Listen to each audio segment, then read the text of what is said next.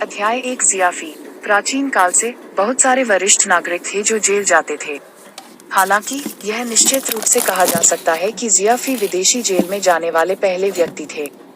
प्राचीन काल से जेल जाने वाले सभी वरिष्ठों को उम्मीद थी कि जेल की कोठरी के दरवाजे अचानक खुल जाएंगे। लेकिन जियाफी इस जेल की कोठरी में आराम से रह रही थी और वह वास्तव में इस जगह को छोड़ना नहीं चाहता था। पृथ्वी के समय के 6 बज रहे थे और जियाफी उस संकरे सिंगल बेड पर लेट गई थी। गहरी नींद में सिर से पांव तक दफनाने के लिए उसने आर्मी ग्रीन कंबल का इस्तेमाल किया। Beep beep beep beep. Bedside पर एक सस्ती डिजिटल घड़ी थी जो एक भयानक और कान छिदवाने वाली आवाज निकाल रही थी जिसने जियाफी को उसके सपने से जगा दिया। अचंभे में बिस्तर से उठने से पहले उसने आराम से घड़ी के साइलेंट बटन को धक्का दे दिया। अचानक आंखें खोलने से पहले उसने चुपचाप 3 तक गिनती की। कुछ सेकंड बाद जियाफी ने पुष्टि की कि वह अभी भी जेल की कोठरी में है और उसने तुरंत अपने चेहरे पर एक संतुष्ट मुस्कान प्रकट की। यह जेल की कोठरी जियाफी के घर से अधिक आरामदायक थी। सेल 10 वर्ग मीटर से कम का था, लेकिन इसमें सभी प्रकार की सुविधाएं थीं। चाहे वह वसंत हो, गर्मी हो, पतझड़ हो या सर्दी हो, सेल हमेशा गर्म रहती है और यहाँ तक कि एक स्वतंत्र शावर कक्ष भी था। स्मार्ट वॉशिंग मशीन से अपने कपड़े निकालने से पहले जियाफी ने शॉवर रूम में गर्म स्नान किया। जियाफी इतनी उन्नत वॉशिंग मशीन के लिए अपने जुनून और प्यार का वर्णन नहीं कर सकती थी। गंदे कपड़ों को साफ करने में केवल 5 मिनट लगते थे और वे ऐसे दिखते थे जैसे उन्हें सावधानी से चिकना किया गया हो और वे सूरज की रोशनी की तरह ताज़ा और चमकदार थे। यह एक कुंवारे के लिए बस परम पवित्र उपकरण था। इसके साथ बदबूदार मोजे के ढेर के बारे में चिंता करने की कोई आवश्यकता नहीं थी और थोड़े साफ या थोड़े गंदे कपड़ों के बीच अंतर करने में कोई परेशानी नहीं हुई। एक चाइनीज टूथपेस्ट जैसा स्वाद वाला नाश्ता खाने के बाद जियाफी बिस्तर पर बैठ गई और खाली नजरों से देखने लगी। यदि वह अभी भी पृथ्वी पर होता तो वह वितरण करने से पहले पैकेजों को पुनः प्राप्त करने के लिए कंपनी की ओर अपनी साइकिल चला रहा होता। साइकिल कुरियर एक ट्रेंडी काम था क्योंकि ऐसा कोई शहर नहीं था जहां ट्रैफिक जाम न हो, इसलिए कुरियर के लिए साइकिल एक प्राथमिकता बन गई। जियाफी ने प्रत्येक डिलीवरी के लिए $5 कमाए और $6,000 प्रति माह की आय काफी अच्छी थी। जियाफी के लिए बीजिंग जैसे बड़े शहर में रहना ही काफी था। यदि वह भाग्यशाली होता तो वह एक कप कोक और एक बाल्टी पॉपकॉर्न का आनंद लेते हुए हर हफ्ते एक फिल्म देख सकता था। आहें भरने के बाद जियाफी ने असहनीय धीमी गति से चलने वाले समय को खत्म करने के लिए कुछ पुशअप्स करने का फैसला किया। उसने अपने पैर बिस्तर पर और अपनी हथेलियां जमीन पर रख दी। 1, 2, 3, 4। उसके सिर से पसीना धीरे धीरे टपक रहा था क्योंकि मूल रूप से साधारण व्यायाम तेजी से कठिन होता जा रहा था, लेकिन जियाफी हार मानने की योजना नहीं बना रही थी। पुशअप्स पूरा करने के बाद उन्होंने पुशअप्स का एक और सेट करने से पहले एक छोटा ब्रेक लिया। जब तक ताकत का हर अंश समाप्त नहीं हो जाता, जियाफी बिस्तर पर लेट गई और अपने सिर को कंबल से ढक लिया। इसके बाद जियाफी वापस सो गई। उठो, स्नान करो, खाओ, पुशअप्स करो, सो, दोहराओ। यह जियाफी की दैनिक दिनचर्या थी और इसे आधे महीने से दोहराया जा रहा था। बेशक उसे अभी भी फैटी कॉर्नर की नियमित पूछताछ प्राप्त करनी होगी। यह अज्ञात था कि कितना समय बीत चुका था। दालान में कदमों की एक श्रृंखला थी, करीब आ रही थी। जियाफी, जो अपने कंबल में ढंकी हुई थी, ने सतर्कता से अपनी आंखें खोली। फैटी कॉर्नर के कदम भारी और बहुत आलसी थे, जिससे अंतर करना आसान हो गया। जियाफी अन्य पदचिन्हों से परिचित नहीं थी। यह एक तेज और तेज आवाज थी, बहुत कुछ ऊंची एड़ी के जूते की तरह जमीन पर गिर रही थी। एक औरत, जियाफी ने खुद से बुदबुदाया और जल्दी से इस अनुमान को दूर कर दिया। जेल में एक महिला क्यों होगी? यह मेरी कल्पना होनी चाहिए। क्लैटर। भारी धातु का दरवाजा खुला था और 2 व्यक्ति एक के बाद एक कमरे में चले गए। जियाफी को पहले से ही इसकी आदत थी। दिनचर्या के अनुसार वे फिर उसे अस्पष्ट प्रश्नों की एक श्रृंखला पूछने से पहले पूछताछ कक्ष में लाएंगे। अरे, इससे कोई फर्क नहीं पड़ता कि आप कितनी बार पूछते हैं, मेरे जवाब नहीं बदलेंगे। मैं जियाफी हूँ, 17 साल की, अर्थलिंग, ID नंबर ESS 370402। मेरे पास कोई पैसा, कार, घर या प्रेमिका नहीं है। मैं वह नहीं हूँ जिसे आप प्रेत कहते हैं, जियाफी ने निराशा के साथ कहा। कंबल उठाने के बाद जियाफी बिस्तर से उठ बैठी और अपनी रक्तरंजित आंखों को रगड़ा। ठीक है, मैं आपका अनुसरण करूंगा। क्या आप समझते हैं कि आप मानवाधिकारों का उल्लंघन कर रहे हैं? पृथ्वी एक निम्न श्रेणी का सभ्य ग्रह हो सकता है, लेकिन हम अभी भी इंसान हैं। जियाफी ने अपनी आंखें मली और अचानक हिलना बंद कर दिया क्योंकि एक अपरिचित महिला थी जो उसके सामने फैटी कॉर्नर के अलावा दिखाई दी थी। सुडौल शरीर वाली वह लगभग 1.75 मीटर लंबी थी। उसके खूबसूरत लाल बाल थे जो उसके कंधे के ऊपर से बह रहे थे। उसकी शक्ल से वह लगभग 27 या 28 साल की लग रही थी, और वह एक प्राकृतिक सुंदरता थी जिसे किसी सौंदर्य प्रसाधन की आवश्यकता नहीं थी। उसके पूरे शरीर में एक परिपक्व महिला का आकर्षण था। उसने हरे रंग का पेशेवर सूट पहना हुआ था और उसके स्तन पर एक चांदी का घेरा था। उस पर 3 जगमगाते तारे थे जो बहुत ही चकाचौंध कर रहे थे। लाल बालों वाली सुंदरता ने जियाफी को अपनी चकाचौंध भरी आंखों से देखा, इतना कि उसने अपनी रीढ़ में ठंडक महसूस की। अचानक जब जियाफी ने देखा कि उसके बाएं गाल पर एक शरारती डिंपल है, तो वह अपना मुंह ढंकते हुए हंसी में फूट पड़ी। यह प्रेत है जिसे आपने पकड़ा है। फैंटम इस ब्रह्मांड का सबसे रहस्यमय और सबसे बदकिस्मत हत्यारा था। यह अफवाह थी कि उसने केवल एक ही काम किया था, लेकिन वह पहले से ही ब्रह्मांड के सबसे वांछित अपराधियों में से एक था। फैटी कॉर्नर का चेहरा लाल हो गया था और हकलाते हुए कहा, हमने सोचा। मैं नहीं जानता कि तुम लोग क्या सोचते हो और न ही मैं जानना चाहता हूँ। लाल बालों वाली सुंदरता लग रही थी जैसे वह किसी बच्चे को डांट रही हो। यू सीक्रेट पुलिस वास्तव में आपकी अक्षमता पर खरा उतर रही है। आपने वास्तव में एक आदिम मानव को पकड़ लिया है जिसने प्रेत का प्रतिरूपण करने के लिए अपने 7वें मस्तिष्क क्षेत्र को भी अनलॉक नहीं किया है। क्या मैं आप लोगों को पेशेवर होने के लिए परेशान कर सकता हूँ? यहाँ तक अगर आप एक प्रतिरूपणकर्ता का उपयोग करना चाहते हैं, तो क्या आप एक ऐसा व्यक्ति ढूंढ सकते हैं जो अधिक आश्वस्त हो? फैटी कॉर्नर के माथे से पसीना आने लगा। उसने अपना पसीना पोंछने के लिए एक रुमाल निकाला और कहा, जब हम पृथ्वी पर गश्त कर रहे थे, तो हमने देखा कि उसने वही मूरस्टोन पेंडेंट पहना हुआ था जिसे फैंटम ने भी पहना था। बोलने के बाद फैटी कॉर्नर ने अपनी जेब से एक लाल पेंडेंट निकाला और लाल बालों वाली सुंदरी को सौंप दिया। पेंडेंट का आकार ताजा खून की एक बूंद जैसा था।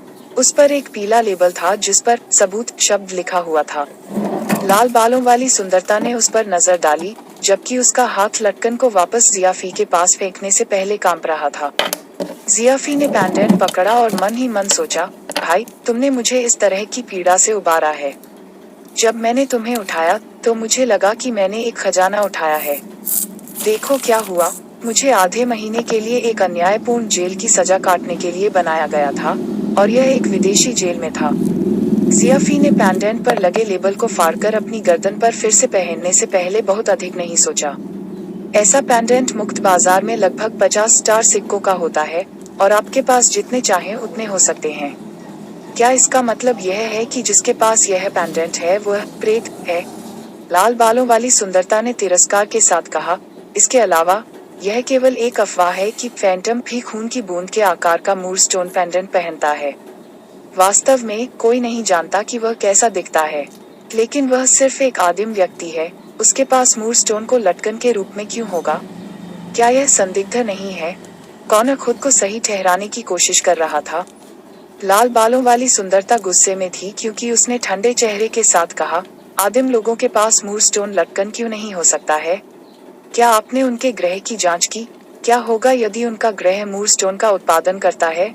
कॉर्नर ने बोलना जारी नहीं रखा, और वह लगातार अपने चेहरे से पसीना पोंछने के लिए अपने रुमाल का उपयोग कर रहा था। वह बहुत घबराया हुआ था। ऐसा लगा जैसे यह लाल बालों वाली सुंदरता उसे कभी भी खा सकती है। जियाफी ने थोड़ा झुंझलाया और बोलने के लिए एक दृढ़ स्वर का इस्तेमाल किया, क्षमा करें सुंदरता, मेरा मतलब आपको बाधित करना नहीं है। लेकिन मेरा नाम जियाफी है, और मैं एक पृथ्वीवासी हूँ, कोई आदिम व्यक्ति नहीं। लाल बालों वाली सुंदरता ने जियाफी को आश्चर्यचकित भाव से देखने के लिए मुड़कर देखा। सुंदरता, यह पदवी खराब नहीं है, मुझे यह बहुत पसंद है। यह अफसोस की बात है कि आप अभी भी मेरी नजर में एक आदिम व्यक्ति हैं, और यह एक तथ्य है जो नहीं बदलेगा। उसकी आंखें बिल्कुल ऐसी लग रही थीं जैसे कोई इंसान बंदर को देख रहा हो, और इसने जियाफी को बहुत असहज कर दिया। सुंदरता, जियाफी ने एक मुस्कान प्रकट की जो सूरज की तरह दीप्तिमान थी। मैं वास्तव में एक इंसान हूँ और आदिम व्यक्ति नहीं हूँ जो शिकार करने के लिए पत्थर के औजारों का उपयोग करता है। लाल बालों वाली सुंदरी हंसी और बोली, क्यों? क्या आपको लगता है कि आप आदिम व्यक्ति नहीं हैं यदि आप शिकार के लिए पत्थर के औजारों का उपयोग नहीं करते हैं? बोलते समय उसने एक माइक्रो कैलकुलेटर निकाला जो एक सिगरेट के डिब्बे के आकार का था और उसे हल्के से दबा दिया। श्वास। एक स्क्रीन अचानक प्रक्षेपित हुई और लाल बालों वाली सुंदरता जल्दी से पृथ्वी शब्द में प्रवेश कर गई। पृथ्वी। यह 3 साल पहले यूनिवर्स एक्सप्लोरर मेडोफ द्वारा खोजा गया था। सभ्यता का स्तर एक आदिम ग्रह और कक्षा एक सभ्य ग्रह के बीच है। 7 अरब पृथ्वीवासी 224 देशों में रहते हैं। 7वें मस्तिष्क क्षेत्र के अनलॉक होने की संभावना केवल 1/100 मिलियन है। यूनिवर्सल पैन ह्यूमन अलायंस ने पृथ्वी को एक वर्ग 0.5 सभ्य ग्रह के रूप में परिभाषित किया है। लाल बालों वाली सुंदरता ने अनुमानित स्क्रीन पर बताई गई पृथ्वी के बारे में जानकारी पढ़ी। उसने पृथ्वी के प्रति अपने मजाकिया लहजे को छिपाने की कोशिश तक नहीं की। यह बहुत खेदजनक है। पृथ्वी केवल 0.5 वर्ग का सभ्य ग्रह है। इसलिए कई ब्रह्मांडों के लिए आप केवल आदिम लोग हैं जिन्होंने अभी अभी तारों वाले आकाश को देखना सीखा है। कौन भी हंसा जबकि उसका विशाल बियर बिली हिल गया। लाल बालों वाली सुंदरता ने कौन पर एक बर्फीली ठंडी नजर डाली। आपने वास्तव में हंसने की हिम्मत की? अगर मुझे यह कहना है तो आपकी ब्लूसी स्टार की गुप्त पुलिस आदिम लोगों से भी बदतर है। आप लोग मूर्खों का एक झुंड हैं। कौन ने अपनी हंसी को अजीब तरह से रोक लिया और नाराजगी के साथ अपना मोटा सिर खुजलाया, लेकिन उसने मुंहतोड़ जवाब देने की हिम्मत नहीं की। जियाफी अवाक थी क्योंकि उसे लगा कि यह जीवन में पहली बार है कि उसे यह साबित करने में इतनी कठिनाई हुई कि वह एक इंसान है। सबसे पहले यूनिवर्सल पैन ह्यूमन अलायंस के अनुरोध के अनुसार पृथ्वी ने पहले ही पृथ्वी संघीय सरकार का गठन किया है। दूसरे, 7वें मस्तिष्क क्षेत्र को अनलॉक करने की हमारी संभावना 10 लाख में 1 है, न कि 100 मिलियन में 1। तीसरा, उद्धरण चिन्ह। जियाफी ने एक पल के लिए खाली देखा और आह भरी। भूल जाओ, मुझे बहस क्यों करनी पड़ती है? इसका मेरे साथ क्या लेना देना है, भले ही पृथ्वी एक सभ्य ग्रह न हो? लाल बालों वाली सुंदरता हंस पड़ी क्योंकि उसे लगा कि यह काफी मजेदार है। आप कैसे कह सकते हैं कि इसका आपसे कोई लेना देना नहीं है? पृथ्वी आपका ग्रह है, भले ही वह थोड़ा आदिम हो। जियाफी ने उठकर अपने शरीर को फैलाया। तो क्या हुआ अगर पृथ्वी एक निम्न श्रेणी की सभ्यता है? सरकार चाहे कितनी भी अमीर क्यों न हो, वे मेरे लिए कोई पैसा नहीं छोड़ेंगे। मैं अभी भी एक ऐसा व्यक्ति बनूंगा जिसे हर दिन काम करना होगा और अपने करों और किराए का भुगतान समय पर करना होगा। उद्धरण चिन्ह। जियाफी ने फिर लाल बालों वाली सुंदरता के स्तन पर शिखा को करीब से देखा। एडजुडिकेटर, आप वास्तव में एक एडजुडिकेटर हैं। कोई आश्चर्य नहीं कि फैटी कॉर्न आपसे इतना डरता है। कॉर्न ने जियाफी को देखा, लेकिन उसने खंडन नहीं किया क्योंकि जियाफी सही थी। वह कक्षा 1 के सभ्य ग्रह के पुलिस स्टेशन के सिर्फ एक ब्यूरो चीफ थे। एक निर्णायक के सामने वह एक कीट भी नहीं था। इसके अलावा यह सुंदरता सिल्वर 3 स्टार एडजुडिकेटर थी। के आप जैसा आदिम व्यक्ति वास्तव में एक निर्णायक के बारे में जानता है। लाल बालों वाली सुंदरता वास्तव में परेशान नहीं करती थी। पिछले साल एडजुडिकेटर यूनियन ने पृथ्वी पर एक शाखा की स्थापना की और मैंने सुना है कि एडजुडिकेटर्स ब्रह्मांड में सबसे महान व्यवसायों में से हैं। हालांकि मुझे नहीं पता कि यह कितना महान है। मुझे पता है कि सभी एडजुडिकेटर्स अमीर लोग हैं। कौन ने तिरस्कार के साथ कहा, कोई आश्चर्य नहीं कि आप एक असभ्य ग्रह से एक आदिम व्यक्ति हैं। महान निर्णायकों की इतनी सम्मानित स्थिति है, इसकी तुलना अश्लील धन से कैसे की जा सकती है? कौन को अचानक एहसास हुआ कि इस ब्यूटी एडजुडिकेटर को बूट करने का यह एक शानदार मौका था। निर्णायक और मथवासी 2 सुपर व्यवसायों के रूप में जाने जाते हैं। उनके पास अधिकांश सार्वजनिक सुविधाओं का उपयोग करने की प्राथमिकता है और वे स्वतंत्र रूप से ऐसे ग्रहों में प्रवेश कर सकते हैं जो दूसरों के लिए खुले नहीं हैं। इसके अलावा वे 1 मिलियन की गैर ब्याज क्रेडिट सीमा का आनंद लेते हैं। स्टार सिक्के और किसी भी संपार्श्विक की भी आवश्यकता नहीं है। एक बार जब एक व्यक्ति को एडजुडिकेटर यूनियन द्वारा अपराधी घोषित कर दिया जाता है, तो एडजुडिकेटर्स को अपराधी को निष्पादित करने का अधिकार होता है और वे किसी भी कानून द्वारा प्रतिबंधित नहीं होते हैं। प्रत्येक एडजुडिकेटर के पास एक अंतिम निष्पादन प्राधिकरण होता है। भले ही एडजुडिकेटर निष्पादन प्राधिकरण का उपयोग करता हो, एक राष्ट्रपति को मारने के लिए उन पर मुकदमा नहीं चलाया जाएगा। निर्णायक को नुकसान पहुंचाने का कोई भी इरादा पूरे निर्णायक संघ के खिलाफ युद्ध की घोषणा के रूप में देखा जाता है। अपराधी को निर्णायक संघ की सुपर ब्लैकलिस्ट में सूचीबद्ध किया जाएगा और मृत्यु तक अनंत काल तक पीछा किया जाएगा। जियाफी एडजुडिकेटर्स के अपमानजनक विशेषाधिकारों की ओर आकर्षित हुई क्योंकि उसकी आंखें चमक उठीं। अब मैं समझ गया हूँ। एडजुडिकेटर्स अमीर लोग हैं जो कानूनों द्वारा प्रतिबंधित नहीं हैं। मैं एडजुडिकेटर कैसे बन सकता हूँ? हाँ, आप सिर्फ एक आदिम व्यक्ति हैं जिसने आपके सातवें मस्तिष्क क्षेत्र को भी नहीं खोला है, और आप वास्तव में एक निर्णायक बनना चाहते हैं। यह शायद मेरे जीवन का सबसे बड़ा मजाक है। लाल बालों वाली सुंदरी ने थोड़े अहंकार के साथ कहा, मेरे पास और भी काम है। युवक, फिर मिलेंगे। अपनी बात खत्म करने के बाद लाल बालों वाली सुंदरता मुड़ी और जाने के लिए तैयार हो गई। फैटी कॉर्नर तुरंत भागा और विनम्रता से उसके लिए भारी दरवाजा खोला। जब लाल बालों वाली सुंदरी प्रवेश द्वार पर थी, तो वह अचानक रुक गई और कहा, नहीं, तुम एक आदिम व्यक्ति हो। हमें फिर से मिलने का कोई मौका नहीं मिलना चाहिए। जियाफी को उसके अभिमानी शब्दों से ऐतराज नहीं था, जबकि उसका दिमाग तेजी से सोच रहा था। जमे रहो। जियाफी ने अपना दिमाग लगाया और शांति से पूछने से पहले उनका पीछा किया, मैं जानना चाहता हूँ, आप लोग मेरे साथ व्यवहार करने की योजना कैसे बनाते हैं? लाल बालों वाली सुंदरता ने कॉर्नर को उदासीनता से देखा, जबकि बाद वाले ने अप्रिय स्वर में कहा, यह स्पष्ट है कि हम आपको वापस भेज देंगे। क्या आपको लगता है कि हम आपको जीवन भर खिलाएंगे? जियाफी मुस्कुराई और जल्दी से अपना हाथ आगे बढ़ाया। आप लोगों ने मुझे निर्दोष होते हुए यहाँ पकड़ लिया है। अपनी गलतियों के कारण आपने मेरे जीवन के 15 दिन और 8 घंटे बर्बाद किए हैं। आपको मेरे आर्थिक नुकसान और मनोवैज्ञानिक क्षति की भरपाई करनी होगी। मुआवजा?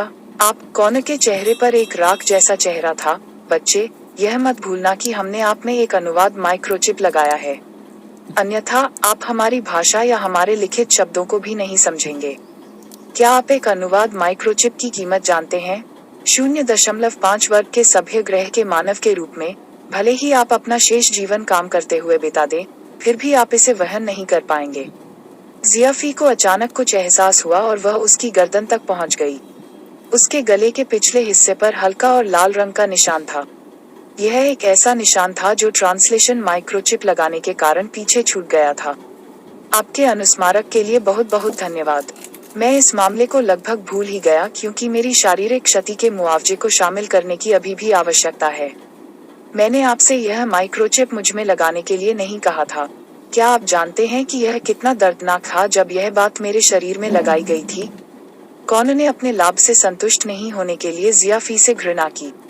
कॉर्नर चाहता था कि वह जियाफी का गला घोंटकर अभी मौत के घाट उतार दे। फिर उसने लाल बालों वाली सुंदरता को बेबसी से देखा और पूछा, आप इस मामले के बारे में क्या सोचते हैं? लाल बालों वाली सुंदरता ने अपना सिर ऊपर कर लिया, जबकि जियाफी के शब्दों ने उसे खुश कर दिया। उसके चेहरे पर एक आनंदमय मुस्कान थी। यह आपकी सीक्रेट पुलिस का मामला है, इसका मुझसे क्या लेना देना है? इसके बाद उसने पूरक किया, हालांकि यह मामला आपकी गलती है। शुरू करने के लिए आपको कुछ मुआवजा प्रदान करना चाहिए। कॉर्नर ने क्षमा प्रार्थी मुस्कान दी और कहा, हाँ, तुम सही हो। हमारी गुप्त पुलिस भी एक विनियमित संगठन है। गलत को ठीक करना हमेशा हमारा आदर्श वाक्य है। हम आपको यहाँ हर दिन के मुआवजे के रूप में 300 स्टार सिक्के देंगे। 16 दिनों के लिए यह 4800 स्टार सिक्के होने चाहिए। आपको इससे संतुष्ट होना चाहिए, है ना? कॉर्नर ने अपने दांत पीस लिए और जियाफी से कहा, इसे पृथ्वी की मुद्रा में बदलने के बाद 4800 स्टार के सिक्के काफी थे। तारे के सिक्के ब्रह्मांड की सार्वभौमिक मुद्राओं में से एक थे।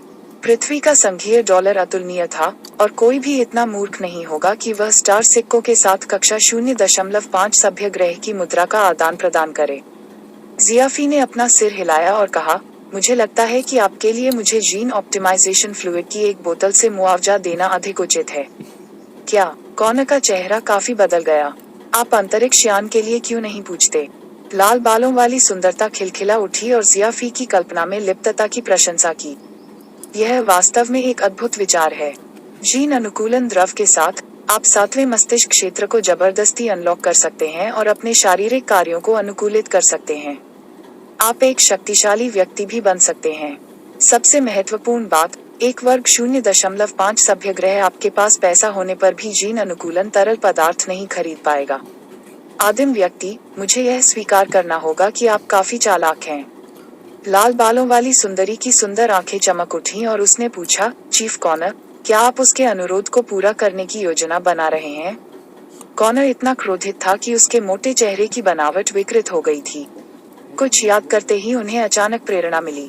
के तुच्छ बात। फैटी कॉनर ने एक बूढ़ी लोमड़ी की मुस्कान दी और कहा, यह सिर्फ जीन अनुकूलन द्रव की एक बोतल है। मैं किसी से इसे बाद में लाने के लिए कहूंगा। जियाफी को अपने कानों पर विश्वास नहीं हो रहा था, लेकिन कॉनर के बाद उसे अचानक कुछ एहसास हुआ और वह लाल बालों वाली सुंदरता दालान के अंत में गायब हो गई थी। धिक्कार है, मैंने गलत अनुमान लगाया। ऐसा लगता है कि इस जगह पर पौराणिक जीन अनुकूलन द्रव एक बहुत सस्ता वस्तु है। मुझे 2 और बोतलें मांगनी चाहिए थीं। जियाफी खुद से बात करते हुए काफी नाराज थी। कॉनर ने लाल बालों वाली सुंदरी को आदरपूर्वक गुप्त पुलिस मुख्यालय से बाहर भेज दिया। क्या आप वास्तव में उसे जीन अनुकूलन द्रव की एक बोतल देने जा रहे हैं?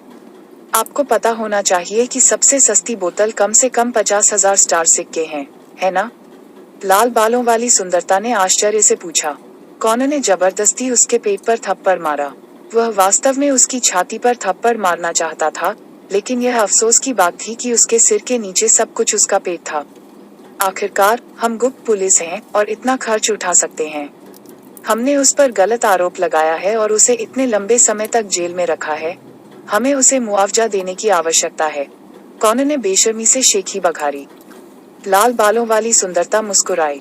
उसकी हैसियत के व्यक्ति को इस तरह के तुच्छ मामलों के बारे में परेशान होने की जरूरत नहीं थी।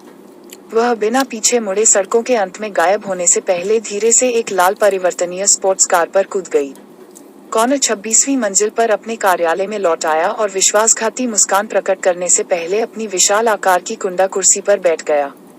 उसने मेज पर एक बटन दबाने के लिए अपनी मोटी उंगली का इस्तेमाल किया और एक प्रक्षेपित स्क्रीन अचानक मेज के ऊपर दिखाई दी। स्क्रीन पर एक काले कपड़े वाला आदमी था जो 30 के दशक का लग रहा था। उसका शरीर दुबला पतला था और वह बांस की तरह सीधा था। वह स्पष्ट रूप से सक्षम और अनुभवी था। प्रमुख, क्या बात है? आदमी ने पूछा। हेनान, मुझे याद है कि हम कल तस्करी किए गए जीन अनुकूलन द्रव के एक बैच की जांच कर रहे थे, है ना? हाँ, जीन अनुकूलन द्रव की कुल 74 बोतलें थीं, और उनमें से किसी का भी कोई निर्माण स्थान या लेबल नहीं था। मुझे संदेह है कि द्रव का बैच नकली है। बहुत अच्छा। फैटी कॉनर ने एक बुरी मुस्कान का खुलासा किया। 7वें तहखाने के तल पर पृथ्वी के बच्चे को बोतलों में से एक दें। कुछ मत कहो और उसे पृथ्वी पर लौटने के बाद इसका सेवन करने के लिए कहें। हेनान ने मुंह फेर लिया। प्रमुख, तरल पदार्थ का यह बैच अज्ञात मूल से है और निरीक्षण रिपोर्ट अभी तक बाहर नहीं आई है। अगर हम इसे किसी को उपयोग करने के लिए देते हैं तो वे मर सकते हैं। कॉनर ने गुस्से से मेज पटक दी और कहा, आपको जो करना है वह है अनुरूप होना और सवाल नहीं करना। जैसा मैं कहता हूँ वैसा करो और उस बच्चे को शापित पृथ्वी पर वापस भेजने के लिए किसी को ढूंढो। धमाका। इससे पहले कि हेनान जवाब दे पाता, कॉनर ने स्क्रीन बंद कर दी थी। बच्चे, आपने ही इसके लिए कहा था। कॉनर अपने चेहरे पर एक निर्दयी भाव रखते हुए खुद से बुदबुदाया। कुछ घंटों बाद जियाफी ने एक बॉक्स रखा जिसमें जीन अनुकूलन द्रव था और वह घर वापस एक अंतरिक्ष यान की सवारी कर रहा था। उसी समय गुप्त पुलिस प्रमुख कॉनर की संचार स्क्रीन अचानक खुल गई थी। प्रमुख, अच्छा नहीं, निरीक्षण रिपोर्ट आ गई है। जीन अनुकूलन द्रव का वह बैच पर्पल जेड है। हेनान ने अत्यावश्यकता के साथ बात की। कॉनर थोड़ा चौंका और पूछा, व्हाट पर्पल जेड?